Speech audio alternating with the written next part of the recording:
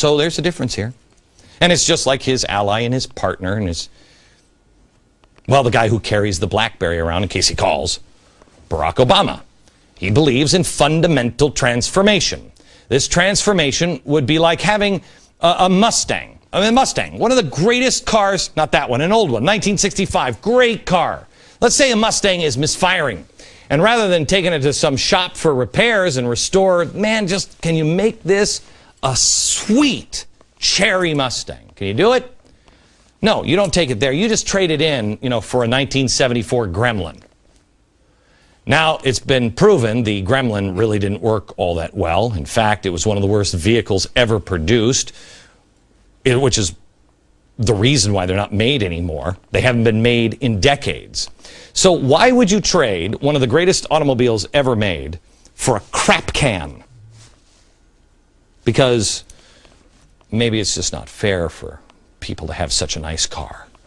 I mean, how could you feel good about yourself driving a Mustang when the difference between what you drive and your Yugo neighbors drive? It's so huge.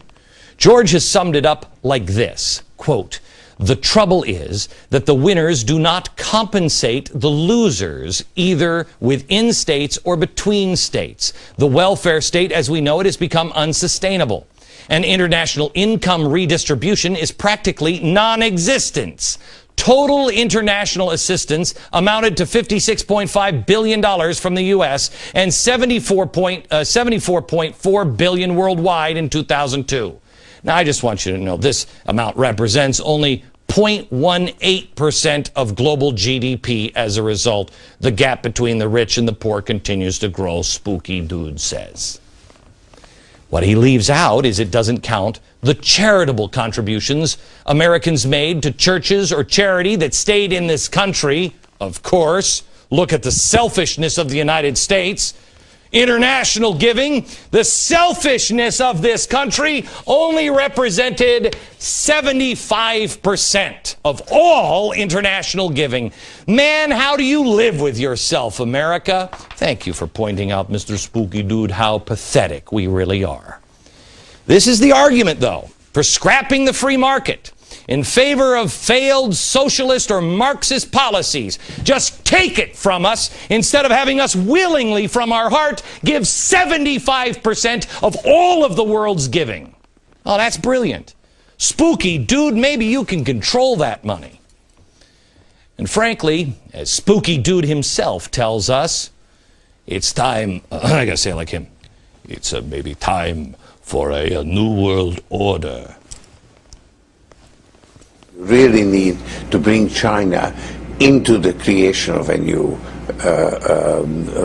world order, financial world order. I think the makings of it are already there because the G20, in agreeing to peer reviews, effectively is moving in that direction.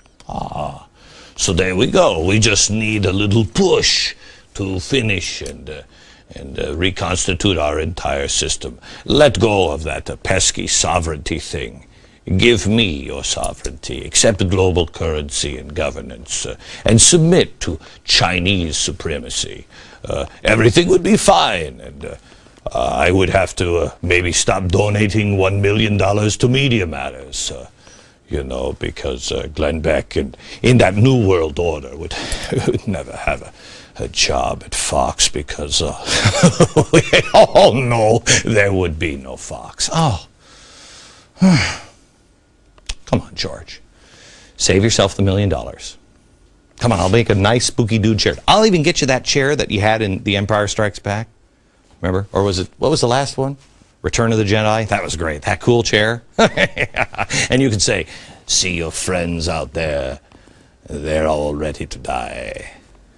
Just as I foretold. Something like that. I don't remember the exact line, but it was cool. It was cool. Man, you're a good actor.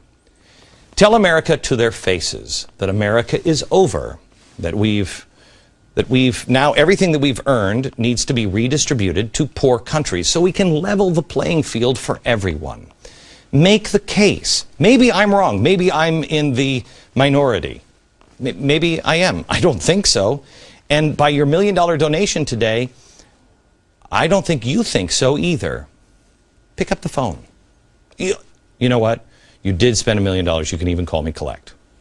You might be strapped until payday, or no, I forgot, you're one of the richest, most powerful men in the world. No. Call me, but on your own dime. Back in a minute.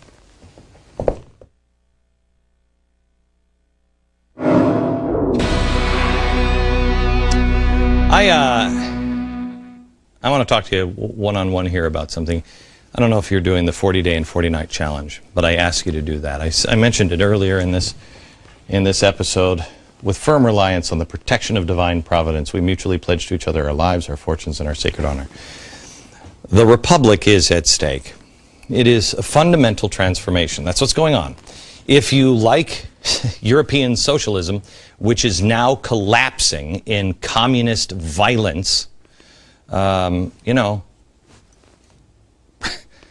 God bless you. I don't understand that.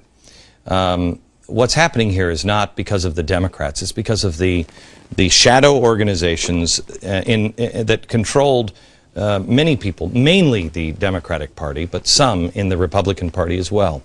And it is a pulling away from our values and our principles. And we all were, you know, you can't blame it on them.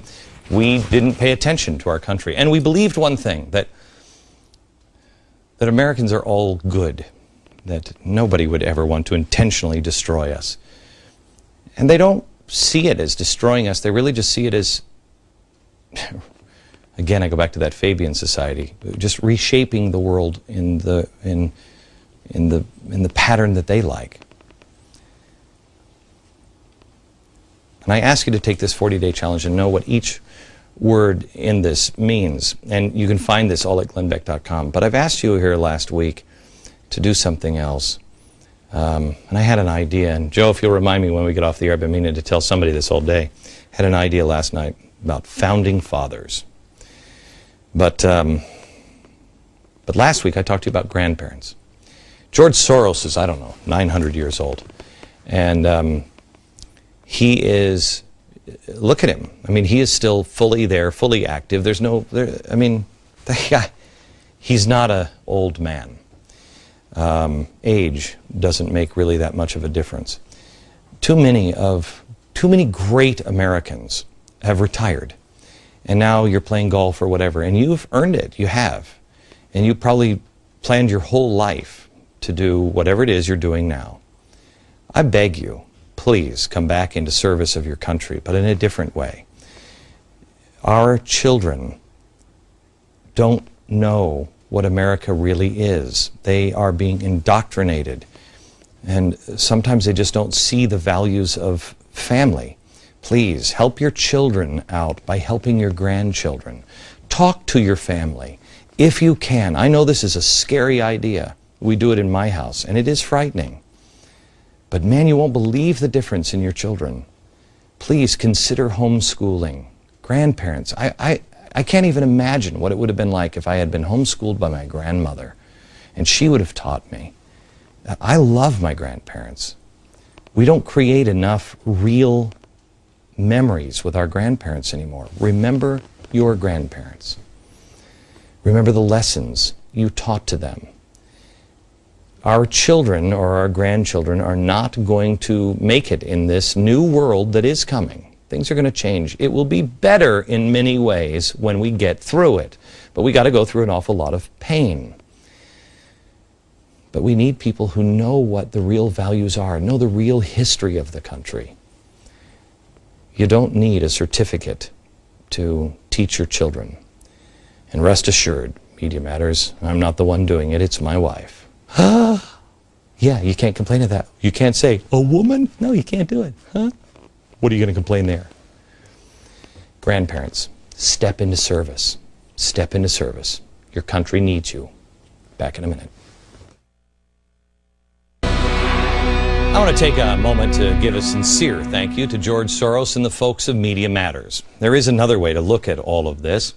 In 2004, when we first got our first Media Matters alert, we were only on about 40 stations on radio. I wasn't even on TV yet. I don't even know if did I have a newsletter or anything else? A newsletter now, I think the subscriptions, it's free, but the subscriptions I think now Bigger than the subscriptions to the New York Times. But anyway, I didn't have that then. Fast forward to today.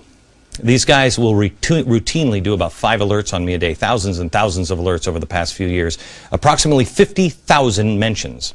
So how's their internet attack blitz worked on ruining my business and my character? Well, I mean, you can look at it. I was on 40. Today we're on 425 radio stations. I have one of the top-rated shows in all of cable news. I sell millions of books a year. Probably sell for an author like me. Nobody else has done some of the stuff we've done. We tour all over the country. We have website, newsletter. 500,000 people showed up at 828. 828. I want to thank George Soros for making all this possible. But I also want you to know this. I could lose it all. It doesn't matter. Because I know who George Whitfield is. Do you?